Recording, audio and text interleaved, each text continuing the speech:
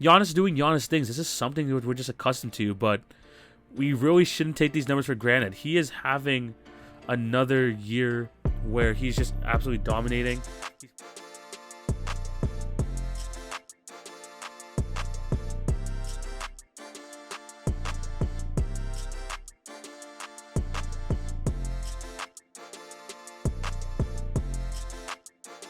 Hello and welcome to the Wednesday, January 19th edition of the TV on Basketball Podcast with your host, TV.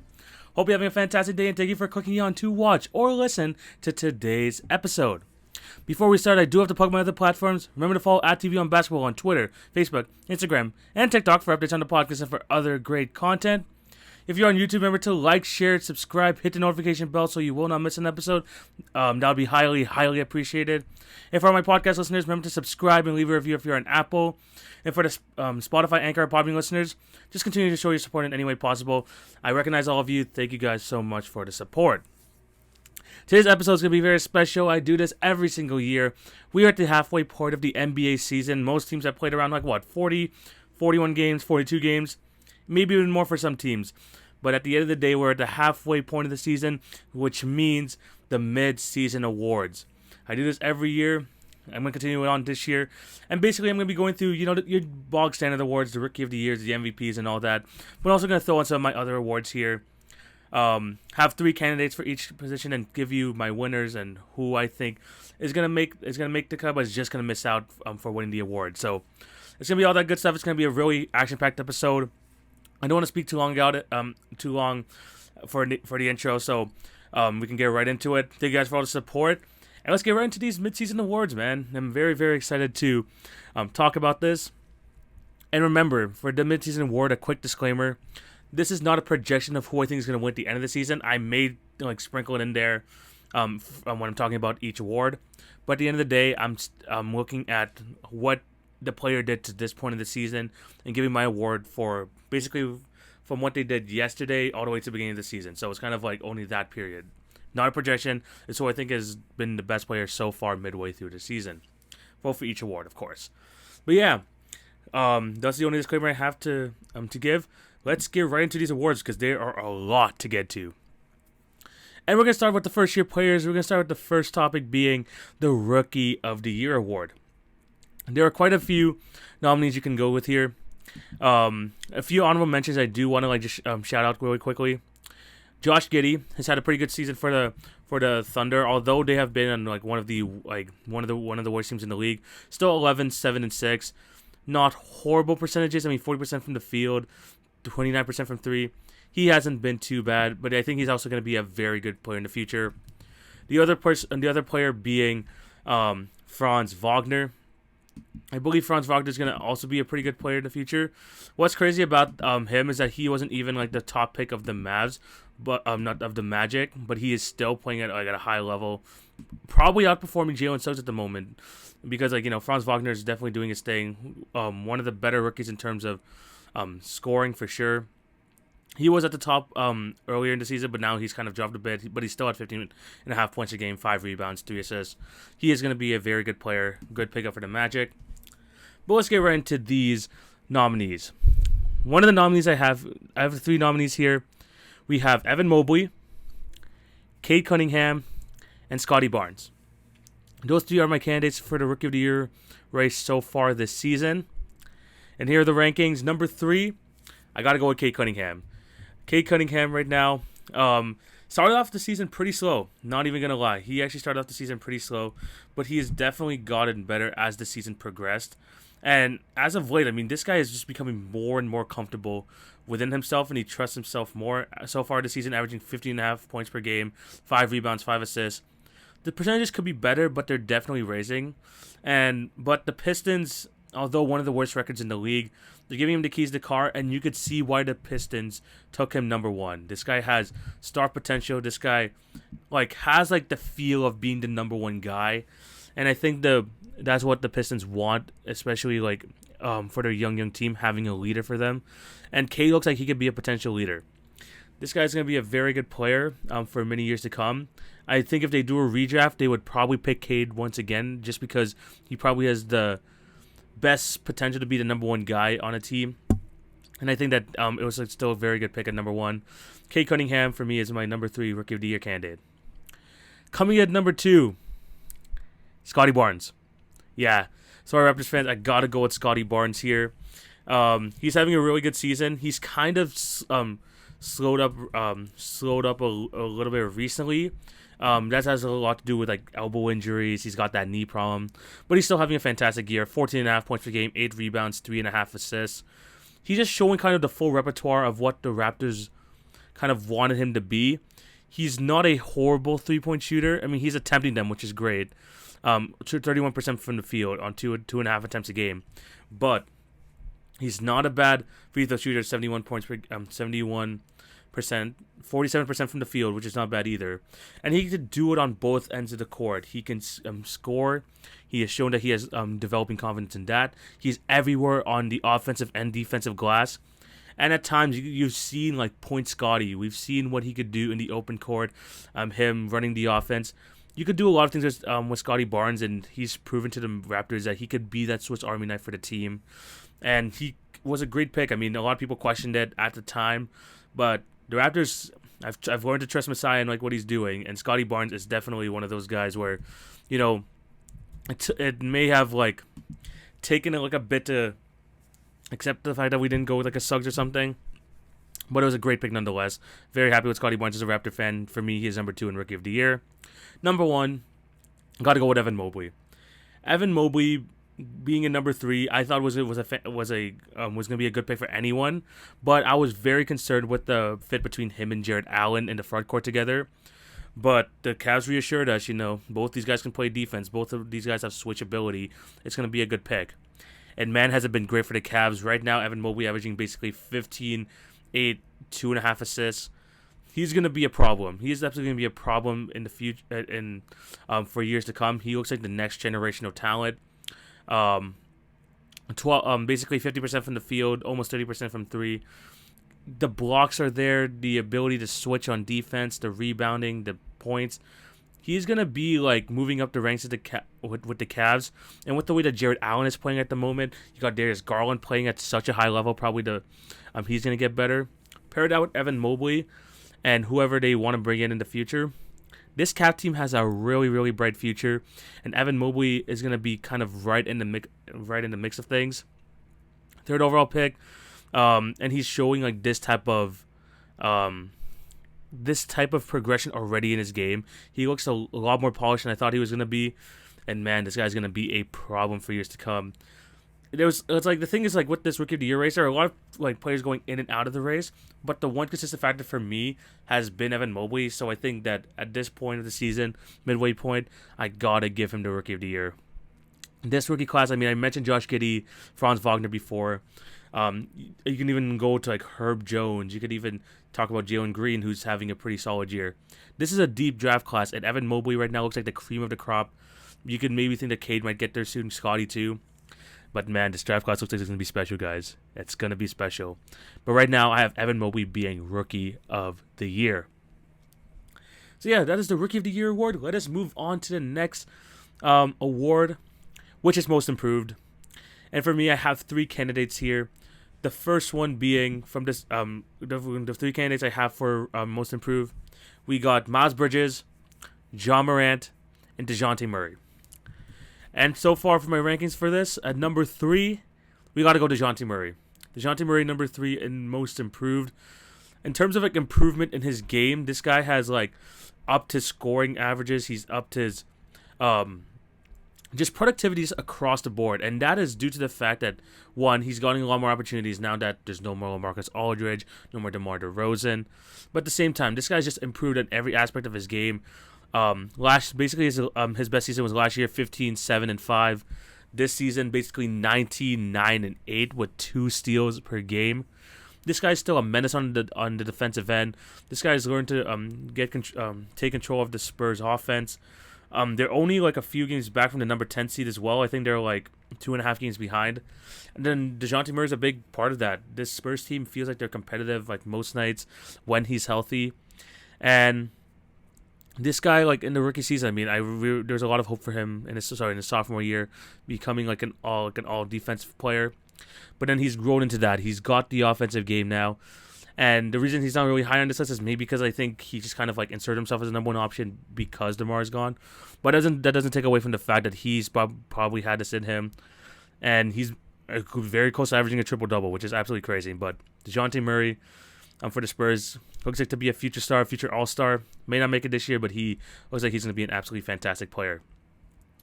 Number 2 on this list, we got to go with the guy from Charlotte. We got to go with Miles Bridges. And Miles Bridges this year has kind of bursted onto the scene. Kind of like how Zach LaVine in the past was just known as a dunker. Same thing with Miles Bridges. But now he's upped his tick in the offensive game. I mean, on Martin Luther King Day, this guy dropped 38 points on the New York Knicks. And man, this guy just took a jump in offensive production. I mean, in the second year, he averaged 13 points a game, which is arguably his best season. But this year, putting up his averages to 20 a game, 7 rebounds, 4 assists basically, on 48% shooting, 32% from 3. He's attempting a lot more. That's why it's a bit lower.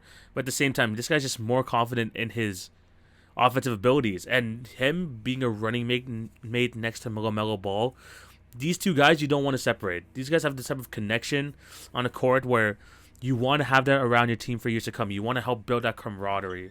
And Miles Bridges and LaMelo Ball together feels like a combo that can propel the Hornets into the future. He is going to be a free agent going in this upcoming season. He's going to be restricted. The Hornets, I don't think they should give him the full bag. I don't think he deserves to have, a max contract. But at the same time, give him the money he wants. He's probably going to want upwards of $25 million a year.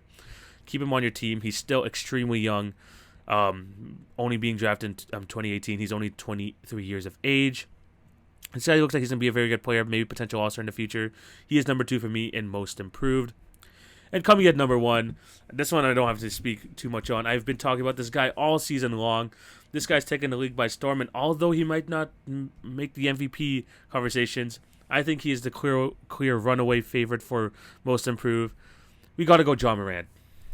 Ja Morant, I've been hyping up Ja for MIP since the preseason, and so far this year he has proven me right on all aspects, averaging 24 a game, basically 7 assists, 6 rebounds. The Grizzlies are number 3 or number 4 in the West right now. He is the number one reason for that. This guy has turned into a bona fide superstar, and he's just like one of those players that you have to go out of your way and watch. This guy's an absolute joy to see. He's setting up his teammates. He just does highlight play after highlight play. This guy's hops are amazing. Of course, that block earlier in the season. And he's making the other guys around him better on the offensive end. Desmond Bane is having, who could potentially be in most improved talks, has had a better season because of him. He's helping out people like Jaren Jackson Jr., getting other people involved in their team like a John Conchar. This guy just does so many things on the court. He's a fantastic point guard, and so far, he might be in talks for a top 5 point guard in the league. Just maybe.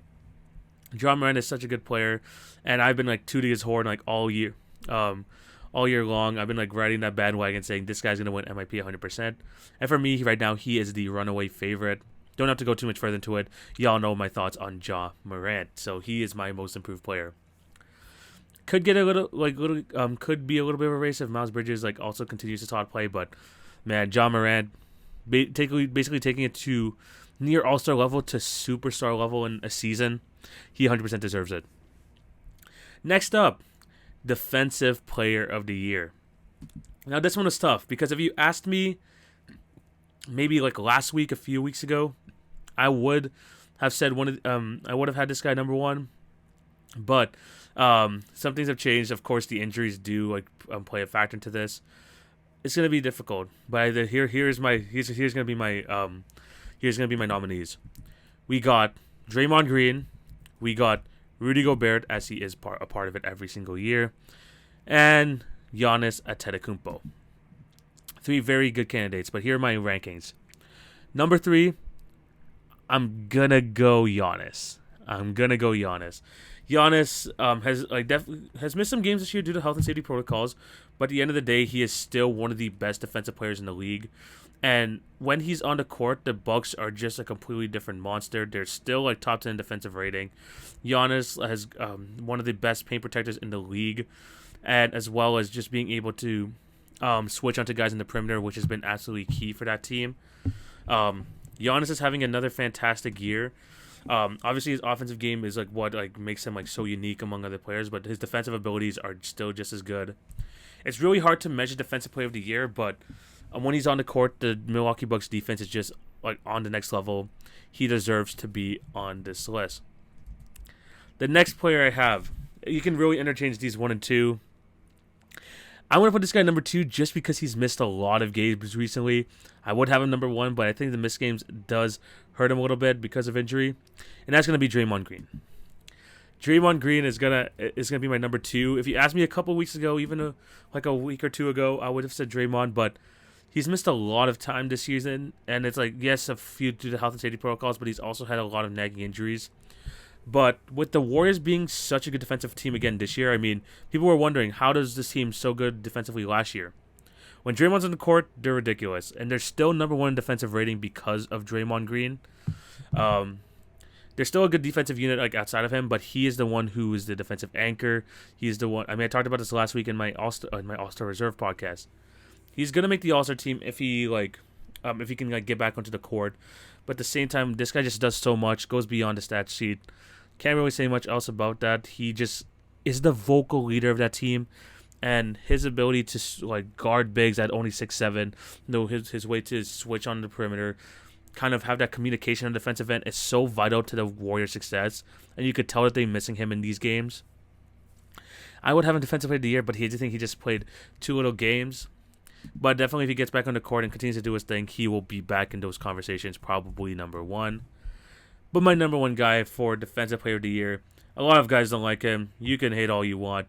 I'm going to go with Rudy Gobert. Yes, Rudy Gobert is going to be he's going to be my number 1 guy here again. I think there's going to be like, his 3rd or 4th time. I mean, his 4th time being defensive player of the year, which is absolutely ridiculous. But honestly, man, if you see the Jazz when they play with him and without him, it's almost night and day. Like, in the time he missed because of COVID, the Jazz who were one of the best defensive rating teams, dropped all the way to like 13th or 14th when he was not on the floor. I mean, in the time that he was gone, they were like giving up 123 points a game. The defensive rating was like bottom 5. They missed him a lot, and the minute he came back, the Jazz looked a little bit better. Yes, they lost to the Lakers the other day, but Rudy Gobert's impact still stands. And for me, one of the most important aspects of Defensive Player of the Year, and something that's not talked about much, is rebounding, because especially in the defensive rebounding, it's a stop is only a stop when you get the ball back, and rebounding is extremely important. Rudy Gobert is leading the league in it once again with 15 rebounds a game. Still one of the best shot blockers in the league. It's just such a deterrent for this Utah Jazz team, and their whole kind of defensive scheme is built around him being on the floor. And him on the floor kind of makes this team like a whole different monster. Rudy Gobert, no matter how we feel about him in the playoffs, he is like a top 15 regular season player because of the impact he has on the court. And I think he's doing it here once again. He's played like more games than Draymond this year. And you could tell that his impact when he's off the floor and he's on the court, that really does help Rudy Gobert's case. He's done it years on end. Some people still don't want to accept the fact that he is one of the best defensive players of this decade. I'm still going to give him his love. I'm going to defend Rudy Gobert like whenever I can. He is going to be my defensive player of the year. Moving on to the next award, we're going to be talking about Coach of the Year. And usually what Coach of the Year means is, for me, like this, you don't have to really have too much discussion on it. It's really the people with the best records or a coach that kind of has like turned around a team like very quickly. So here are my 3 nominees. We got Monty Williams, Taylor Jenkins, and Jimmy Bickerstaff. All these 3 teams have been like playing extremely well this year. They all have a case for Coach of the Year. And we're gonna go into these rankings. Number 3, give me Monty Williams. He has the Cavs at a 34-9 record, And a lot of people coming into the season is like, yeah, last year they made it to the finals, but they're gonna fall. They're gonna come back down to earth a bit this year, and we're gonna see kind of like how we should really be judging them. Well, they're number one in the league. They still haven't had 10 losses yet. They're 34-9. They are top 5 in offense. They are top 5 in defense. Monty Williams is just the perfect voice for that team. He's gotten the best out of Devin Booker, Aiden, and Chris Paul in that trio. And just the other guys, like, you see Devin Booker missing time. You see DeAndre Aiden missing time. Then he's gotten players like Kaminsky some good run, Campaign, JaVale McGee, Bismack Biyombo. It's like a put in, put out type of system there in the Phoenix, and they're still getting W's no matter what. They're on a 4-game winning streak. They've kind of separated themselves from the Warriors a bit. They're 2.5 games ahead of them in the West.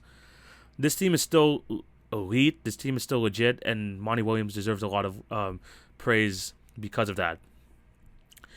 Coming in at number 2 for me, it's tough because you can really switch up number 2 and number 1. I'm gonna go for number 2. I'm gonna go with JB Bickerstaff of the Cleveland Cavaliers. He has the Cavs right now. Get this, 1.5 games behind the number 1 seed. I'm going to repeat that. The Cavs are 1.5 games behind the number 1 seed. And I've already talked about how Evan Mobley is like a huge factor of this.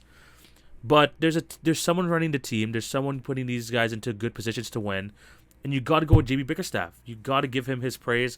He's had to deal with a lot of injury this year, especially to those 2 guards and Ricky Rubio tearing his ACL. You got Colin Sexton going out for the season very early on. And they're still able to get wins. They're still able to get back on track. He's improved Darius Garland's game from here to here.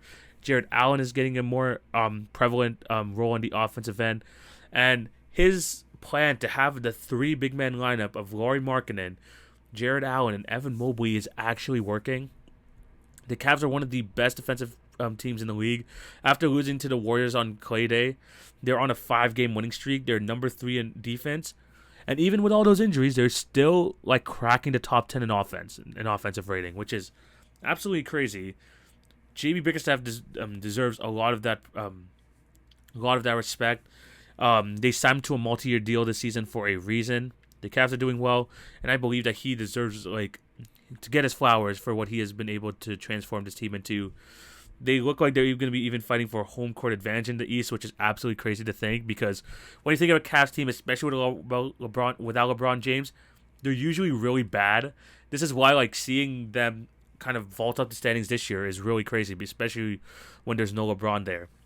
But J.B. Bickerstaff has done an excellent job with the team. The team is performing under him, and they look extremely motivated to play on both sides of the floor. He, for me, is number 2 in Coach of the Year. He definitely deserves some love.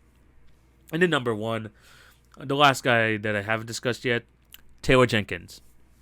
Taylor Jenkins has gotten this Memphis team to 31 wins.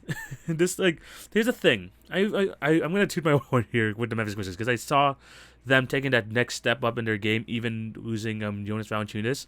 But even I myself wouldn't predict them being the number 3 seed. Only 4.5 games behind the number 1 seed, and only 2 games behind the Warriors. His we already knew that he had this his guys playing well, overachieving in years past, making it to the play-in tournament 2 years ago, and finally making the playoffs last year. But the camaraderie this team has, and the way that this team just kind of works and plays for each other, is absolutely exciting to watch. Top 10 in both offense and defense, and the way that he is able to even with guys being injured, like a Dylan Brooks who's going to be out a couple more weeks, and getting the best out of players like Jaren Jackson. Desmond Bane is having a career year. John Morant giving him the keys to the car and letting him run the offense. Getting good production off the bench from people like Brandon Clark, DeAnthony Melton, Kyle Anderson, Tyus Jones, who has been a great player for them off the bench, and even using Steven Adams to his fullest potential here. He's getting the best out of everyone he's putting in, even people like John Conchar and Zaire Williams getting some good minutes. You can go maybe 10 or 11 deep on his team, and they have bodies that can be in many people's NBA rotations.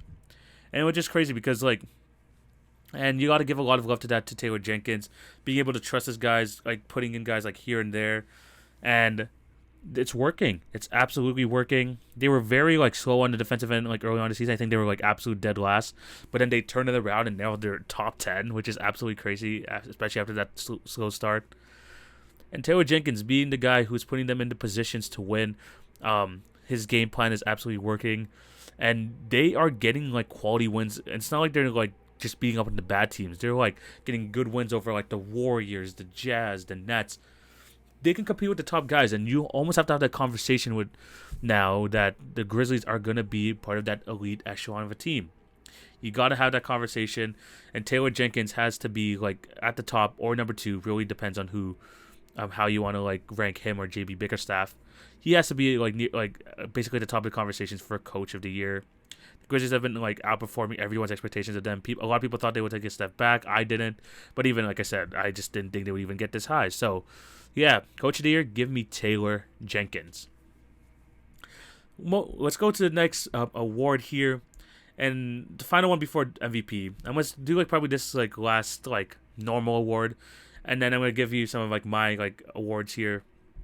Then we're gonna go into MVP last, but the last one before we get into like my like specific awards, the Sixth Man of the Year. And the Sixth Man of the Year feels like it's a runaway winner, but we're still gonna discuss it. Here are my 3 candidates. We got Tyler Hero, Jalen Brunson, and Kelly Oubre Jr. Let's get into these rankings. I think you all know who's going to be number 1, but let's still show these guys some love. First player I want to talk about is Mr. Jalen Brunson of the Dallas Mavericks. And this year, he is having I hope no one is talking about this too much, but he's having a fantastic year. 16 points per game, 5.5 assists, 4 rebounds a game, a steal a game, and his shooting percentages are really, really good. 50% from the field as a point guard, and also from 3-point land. I mean, he's a bit lower than he has in previous years, but he's still like a 33% 3-point shooter.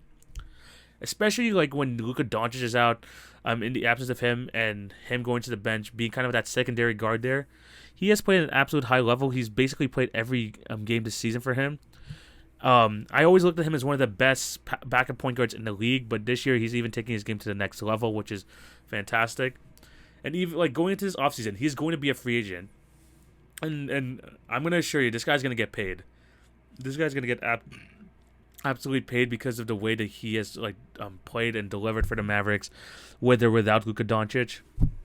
And he is just such a steady hand. Like watching him play, like you just trust him with the ball that he's going to make the right decision. And the Mavs, I mean, he's ending a lot of games with the Mavs beside Luka Doncic. So that just shows you how much trust the Mavs have in him as well. Having a fantastic season. He needs to get more love in terms of in this Sixth Man of the Year race. I don't think he's going to ultimately win it, but he is definitely one of the best players coming off the bench this year. He is my number 3 candidate. Coming at number 2, let's talk about Kelly Oubre Jr. Because he got signed up by the Charlotte Hornets in the offseason. And after a disappointing year with the Warriors, you're thinking maybe he is not as good as we thought he was. But this guy has been performing at a high level for the Charlotte Hornets when healthy. This year averaging 16.6 points per game, 4 rebounds, 1 assist a game. Playing very well on the defensive end as well. I mean, he ends the games a lot for the Charlotte Hornets. They trust him to hit a 3 late in games. He's shooting 37% from 3, which is the highest of his career as well. 45% from the field, highest of his career. He's just very reliable. And with a team of young guys, I mean, I'm not going to say he's super old. He's only 26. But compared to some of the other guys on this team, they have LaMelo, they got Miles Bridges and stuff like that. He is a bit of the older guy. He's been in the league a little bit longer. But he is just someone that just knows how to play the game. And there was a lot of pressure with him going to the Warriors because they did go over some crazy tax to pay $84 million to get him. And he did not deliver to the extent that the Warriors hoped he would. But in a new situation, he is excelling in a big way. And the Hornets are doing extremely well this season. I think they're number 7 or number 6. They're 24-20. They're playing at a high level. Kelly Oubre Jr. has given them that boost off the bench that they needed. He is number 2 in my 6 Man of the Year rankings. Then coming in at number 1, this guy should be the runaway winner at this point. He just he did something he killed my Raptors in certain aspects in the last game. Let's go with Tyler Hero. He was my pick for 6 Man of the Year going into the season, and it's basically standing true here. He's averaging almost 21 points a game, 5 rebounds, 4 assists. Need I say more? I mean, 39% from the 3-point line, 43% from the field. One of the his best free throw shooting percentage of his career. He's a very good player. He kind of had a rough year last year, especially a very rough playoff run.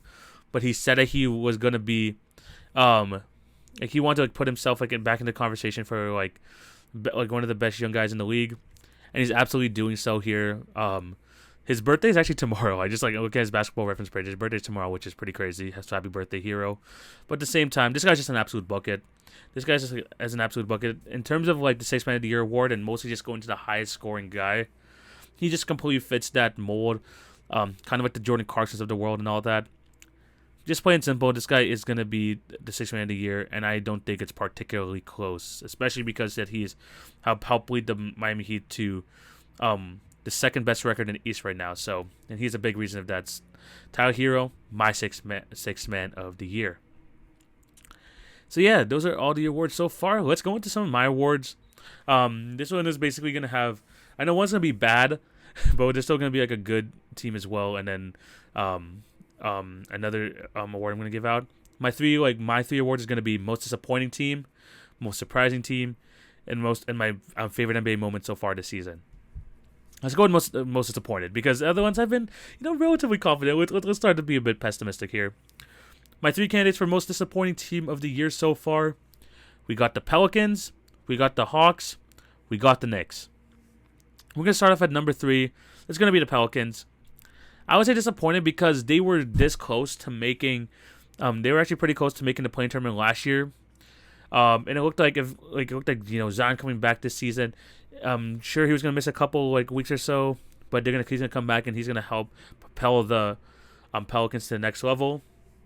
But he hasn't been on the court yet.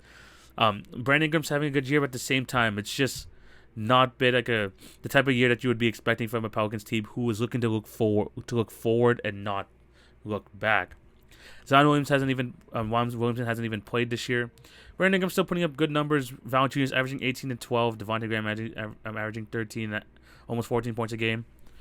But they're 16 and 28. You just expect it to be in the conversation, in the discussion for the play-in tournament, and they really aren't that close. Maybe actually no, they're pretty close. They're 2.5 games behind, but they're still part of that clog with the Blazers, Kings, Spurs, and all that. And you just expect better from this team, especially because they showed a lot of promise the last 2 years, just missing out on both play-in tournaments. You would just expect more, and yeah, it's kind of just a disappointing season so far. That's why I have them as number 3, my most disappointing teams. Number 2, I got to go with the Knicks. I'm going to go with the Knicks here. And it does help that they've been actually okay the past 10 games or so and really at least put themselves near 500. But even still, after seeing them go number 4, number 5 last year, they said they need more offense, so they traded a bit of the defense for the offense. And you thought maybe this year they can help maintain that. They actually made not too bad of a moves. But they've made some bad moves. They gave Evan Fournier a bunch of money. He hasn't been working out the way they wanted him to. And honestly, it's just been disappointing year up and down for this team. One of the things I do want to say is a positive for them is RJ Barrett getting better. He's averaging 17 points a game, 6 rebounds. So I think he's going to get better. But boys like Julius Randle, who was averaging 24 and 12 last year, having a really decrease in scoring averages. His field goal percentage is absolutely horrible. Percentages across the board just down. Kemba Walker, who they were hoping to be their starting point guard, has had his moments, yes, but also he hasn't really gotten into his flow. Was benched at one point, but now he's back in the rotation. Even players like Evan Fournier, 12 points a game, and stuff like that. I do like the trade they did though for getting Cam Reddish. Hopefully, he can get back on the court for them. It helped them win some games. But going from the 4th or 5th seed in the East and having a lot of hype around you, having the most improved player in Julius Randle, to the position they have now has been highly disappointing for the Knicks. They did provide one for me, one of the best moments of the season, which is the Bing Bong Knicks video, which is absolutely fantastic. But at the same time, they've disappointed as a team. They've lost quite a number of games at MSG as well, which is supposed to be one of the best home court advantages in basketball. But yeah, just a disappointing year for them. And even I thought they were going to drop a bit. I didn't think they would drop this much. They're not even in the play-in tournament at spot 11. disappointing year for them, just 100%, and that's why they're number 2 for me. But a team who's even been more disappointing here at number 1 and is the winner of my midseason award, most disappointing team, it obviously has to be the Atlanta Hawks. And what hurts for them is that the Hawks were made to the Eastern Conference Finals last year. They turned it around once they fired Lloyd Pierce and brought in Nate McMillan. Trae Young was having a fantastic season last year, and then John Collins is getting better. You saw how deep their bench was, and you're like, man, this team could just do work in the regular season. And what's happened? They're 18-25. They're 12th in the East, and honestly, 4 games behind the number 10 seed, which is not a great position for them to be in. And they're kind of like a weird team in terms of like offensive rating because they say they're number 2, but that for me is highly, highly deceiving because a lot of that is just Trae Young. A lot of it is Trae Young, and I saw a stat during Martin Luther King Day, like he's accounted for like 28 or 30% of the team's production, which is the highest in terms of scoring, which is the highest in the league this season. Without him on the court, for him like setting players up, I mean, he is one of the like top assist guys as well, 9.5 points per game. Everyone just hasn't really like took their game up to the next level. What's great for them though is that they did get a win against the Bucks earlier on Martin Luther King Day, so maybe this could be a turning point this season. But that doesn't take away from the fact that for the first 40 games, they've looked bad. They've looked really bad, and the fact that they're like kind of not even that close to the play-in tournament is extremely disappointing. I thought this team would be fighting for home court advantage this year in the playoffs, and that expectation has completely gone out the window. They gotta at the least make the play-in tournament. I think that's something that maybe they can win, maybe do like a little bit of a shock run here, but it's been just like a bad season for them. This is the reason why I have them as my most disappointing team. They just have not good, and their defense is just absolutely horrible. I still want to make a trade though. Hopefully a trade is coming up. They did trade Cam Reddish for a bag of chips. It's like a top 18 protected pick, and also Kevin Knox. But still, highly, highly disappointing. That's why they're my most disappointing team this year. Let's move on to the next award, which is most surprising team. This is a bit better. I'm gonna not go too much on this because I think I talked a lot about these teams already. My honorable mention for this though, the Miami Heat. For me, they're most surprising because they did have a lot of injuries like throughout the season, missing out on Jimmy, missing Bam for 6 weeks, Kyle Lowry coming in the lineup, and they had to. And one of my concerns for them was their bench production. Is that going to be enough to like keep them afloat when their star guys get injured? Well, it has. It absolutely has. Players like Max Strus averaging 11 points a game, Gabe Vincent coming in 8, like sometimes in the starting role, sometimes most of the time off the bench, 8 points a game. Caleb Martin, Doug. Kyle Guy, other guys, Markieff Morris when he was on the court. They've been helping out this team a lot. And when Jimmy Butler's missed a bunch of games, when you have Bam Adebayo missing a bunch of games, and you still are afloat, and now you're the tied for the number 1 team in the East, absolutely fantastic. Just the fact that they had all these injuries and they're still like playing at a high level, for me, is why they're an honorable mention for most surprising team. Let's get into the candidates though. Number 3, we're going to be talking about the Golden State Warriors. Just because of the fact that I thought they were going to be kind of in the 5th or 4th range. I knew they were going to be better than last year, but I was like, how much better can they be? Well, Steph Curry playing at an MVP level. You got players like Gary Payton coming off the bench, bringing in Otto Porter, Juan Toscano Anderson. They've been playing big roles off the bench. Jordan Poole elevating his game. Draymond Green playing at a deep boy level. This team was like, I had them being like 5th, and now they're like basically like 1 or 2 in the West, like throughout the entire season. Absolutely fantastic for them, and you used to see them like basically have like a 2 years off from their dynasty, and them coming back with a bunch of these young guys. Not even really a 4th star there like they had with the Kevin Durant Warriors. And they're playing at this high level is absolutely fantastic, especially because you have kind of that bridge between the old generation and the new generation. If you can like compete for a title with this team, win a championship, and still have like guys like Moses Moody, Kuminga, Wiseman waiting in the back for their time to shine, having these guys like Curry, Clay, and Draymond be the mentors of that team and still be contending, absolutely fantastic. That's why they're my number 3 most surprising team, just because I didn't think they would be like number 1 or 2. That's absolutely crazy. Coming up at number 2, I talked about these guys a lot. The Cleveland Cavaliers. The Cleveland Cavaliers, I don't have to go about it too much because I tried to talk a lot about them during JB Bickerstaff. Who had this team making the playoffs, let alone competing for a top 4 seed in the East? That's all I gotta say. They've been like playing at such a high level, both defense and offense, which is crazy to me because their defense was like absolutely horrible the last few years. But they're still playing at an extremely high level, getting like great production, especially like Jarius Garland having his best year, Jared Allen having his best year, potentially 2 All-Stars. We have to wait and see. But yeah, the Cavs they're gonna be my number 2 most surprising team, and number 1, the Memphis Grizzlies. You know what? Actually, I'm gonna take a switch around here. I'm gonna have the Cavs going number 1 and the Grizzlies 2. The Grizzlies I'm gonna have 2 just because I'm like, hey, I thought they were gonna be good. They didn't be this good, but I thought they were still gonna be a really good team. Of course, I talked about Ja, all the other guys stepping up. Gotta shout out Desmond Bane though once again. The fact that he is like putting himself as a number 2 scoring option and doing it efficiently is helping this Grizzlies team grow a lot, and I think that he could be a problem going into the future. But I'm going to have a number 2. I didn't think they would be number 3 or number 2 in the West right now, but the fact that they're basically competing with the top teams every single night, you have to see it.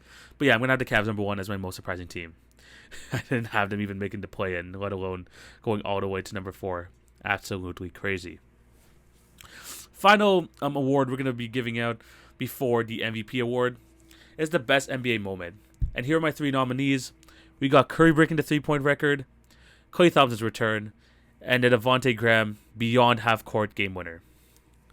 Coming at number 3, the Devontae Graham game winner. And I think that play, mixed in with the Shai Gilgeous 3 right before that play, I mean, Shai Gilgeous-Alexander tried drawing a foul to get to the free throw line for 3 points, and he somehow just hit the shot to tie the game, which is absolutely crazy. I think it's like 1 or 2 seconds left. They pass it to Devontae Graham. He drives, he dribbles right, absolutely pulls up with momentum. He banks into 3 for the win. Just a crazy NBA moment in terms of on the court thing. Actually, rivaled by number 2. But honestly, just the way that game ended with the Shai 3 followed by basically a full court game winner from Devontae Graham. Probably one of the craziest moments I've seen in a long, long time. And I saw the Hornets beat the Raptors on a freaking half-court buzzer beater from Jeremy Lamb. Yeah, it's a crazy, crazy play. That's why it's number 3. Number 2, Steph Curry breaking the 3-point record. He was 29.73 is what he needed to pass, and he did it against the New York Knicks earlier on this season. Just everyone just looking at him, the eyes were glued to the screen on Steph Curry's when's it going to happen? When's it going to happen? Down screen, Alec Burks just completely loses Steph Curry. You cannot lose Steph Curry. And he hits the 3. The whole crowd goes crazy. Of course, they got the officials' timeout. The thing was on the board. Everyone was going absolutely crazy. Ray Allen in attendance. Reggie Miller in attendance. They were there. It was just a great, great moment. They even had an extended TV break as well, just so everyone could acknowledge the greatness of Steph Curry. Very fun moment. It was just fun seeing him break the 3-point record. But it's at number 2. And number 1, it has to be Klay's return. It just has to be. The hype coming around this, the week leading up to it, is he going to be returning on Sunday? Is he going to be returning against the Cavs? We got the news. The entire NBA world was in elation because Klay Thompson is just one of the most fun guys to root for. And him coming back on the court and actually having him, not a horrible game. He did shoot a lot, I'll say that, but he did not have a horrible game. He had, I think, he finished with 16 points or something like that. Hit a couple of threes, gone to the lane, got a poster dunk as well in that game. It was just you were just getting chills just by watching the player introductions. Klay Thompson has just a pull in the league. Everyone just wants to root for him, and for someone who's missed basically two full years of basketball, seeing him back on the floor, him paired with Steph Curry, was just absolutely amazing. He had his best game yesterday too, against the Pistons.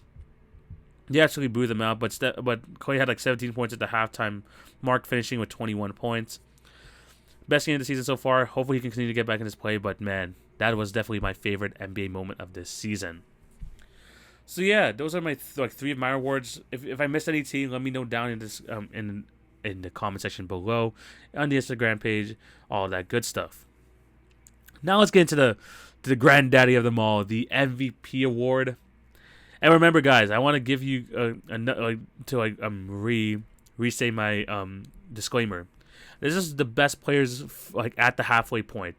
This is not a projection of who's gonna win, but this is who I have being MVP so far this season. And the MVP award, there's a lot of guys you can really put here. Even guys that I left off. I'm gonna tell you the guys I left off. Nikola Jokic, he's having a fantastic year. and the Nuggets are still like above 500, but I did not have him in there. I did also not have DeMar DeRozan, who's having a fantastic year, and stuff like that. Joel Embiid, who's having a fantastic year. They're all having amazing years, but I cannot have them in these top three. The Jokic one, though, I'm kind of... I was thinking about it for number 3. He was the closest one, but I can't have him there. But let's get into these nominees. We got Kevin Durant, Steph Curry, and the Greek freak Giannis Antetokounmpo. Coming at number 3, we have Giannis. Giannis this year, I think we've just grown so accustomed to him just dominating the game that we just like turn a blind eye to how fantastic this season has been. 28.5 points per game, 6 rebounds, 6 assists a game, 11 rebounds, 53% from the field, 71% from the free throw line, a steal and a block and a half a game. Giannis doing Giannis things. This is something that we're just accustomed to, but we really shouldn't take these numbers for granted. He is having another year where he's just absolutely dominating. He's playing a lot more carefree. But what I like about his game and why I have him at number 3 is, one, the Bucks are still a great team, and he's a big reason for that. But also, he's expanding his game, y'all. He's expanding his game. He's getting a lot more comfortable with turnaround jumpers, pulling up from mid-range. And yes, the 3-point percentage is 28%, but he is attempting them, and he is trying to get better at them. He is like still dominating on both ends of the floor as well. You cannot take that away from him. One of the best defensive players in the league. One of the most offensively, kind of, not I want to say gifted, dominant players in the league. He does it all, improving his assist game as well. He's getting, I'm not sure if this is a career high in assists. I think yes, it is 6.1 a game. He's doing it all for the Milwaukee Bucks, and although they're not having like a takeover type season, they're number 5 in the East, but they're still only 2 games back of the number 1 seed. They could easily get to that at some point. Giannis playing at a high level. For me, he has been he's number 3 in MVP at the halfway point. Now number 2 and number 1. This is definitely tough. It's either Curry or Durant. I was definitely debating this back and forth. Even till now, I'm not extremely confident in this, but I'm gonna go for it. Coming at number 2, Steph Curry. Steph Curry coming at number 2. And I honestly would have him number 1. I would. But in January, man, this guy has struggled.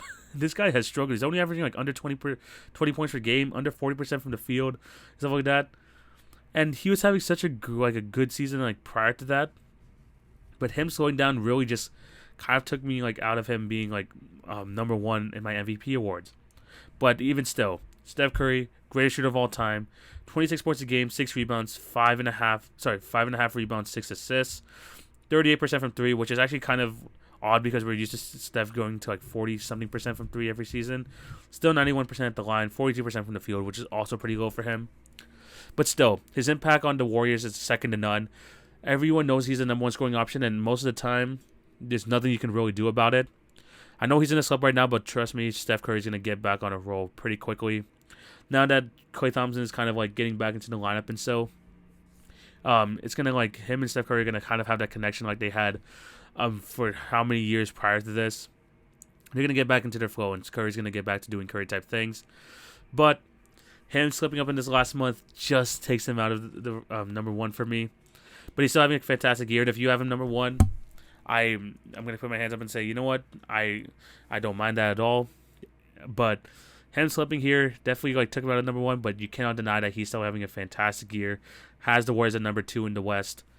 You cannot take out Steph Curry out of this discussion. He has been absolutely phenomenal this year, as he has been every single year. But coming in at number 1, and it's weird talking about this guy now because he's going to miss the next 4 to 6 weeks, which is why I made a disclaimer at the beginning. It's at the midway point.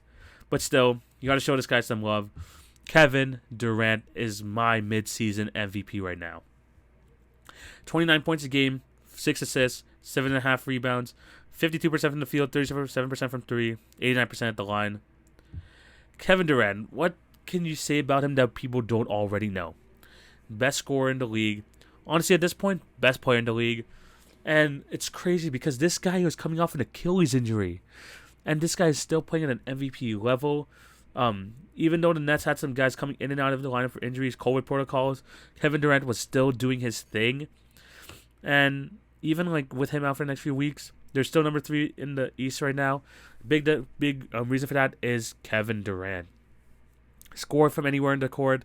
This guy's facilitating. This guy's rebounding. This guy is a very good help defender, which he has improved on even later on into his career. Kevin Durant, honestly, for the first time in a long time, I could say that he is, like, not a long time, but I can definitely say he is the best player in the league right now. He's playing like it, and it sucks. It absolutely sucks that he's going to miss the next 4 to 6 weeks due to injury, but I don't think he minds that. I don't think winning the MVP is on his mind. He just wants to win a championship outside of Golden State. But Durant deserves a lot of love here. Even like when like Harden and stuff were down, you could just like see a situation where the Nets are like, KD, sit down. Let's wait for everyone to come back. We can afford to drop a few games. KD's like, nah. I'm riding this out with the young guys, and he was still able to pull up W's, take over games as he has done his entire career. Kevin Durant is just that guy, and I'm super comfortable saying that for me, he is MVP at the midway point. Whether he's going to win at the end of the season, we have to wait and see. It's going to be tough, especially missing 4 to 6 weeks due to injury. But at this moment in time, at the midseason mark, he is my MVP winner. He just does so much for the team. I think he's number 1 in scoring 100% still, right? Yeah, he is. It's just amazing just watching him on the court. It's honestly, you just stay there in awe because this guy, 7-footer that can do absolutely everything on the offensive end. Absolutely crazy. He is my MVP at the midway point. But yeah, those are all the awards. Let me know down below what you guys think. Agree or disagree on any of the awards. Any of them, just like let me know down below in the comment section below. In the Instagram, Twitter, tweet at me. I'll definitely have some conversation with you about these awards. But I think this is where we're going to end today's episode. This is where we're going to end the awards show. Thank you guys for watching or listening. Remember to show love on all the podcast channels. Like, share, and subscribe on YouTube. And follow at TV on Basketball on Twitter, Facebook, Instagram, and TikTok for some daily NBA content. I'm going to be back next week to talk some more NBA basketball leading up to the All-Star break. Some more news that's going around the league. Hopefully some very good talking points. And yeah, I'm just very excited for more and more NBA basketball. It's been absolutely great this year. We're getting into the dog days in the NBA where a lot of these games are not going to matter.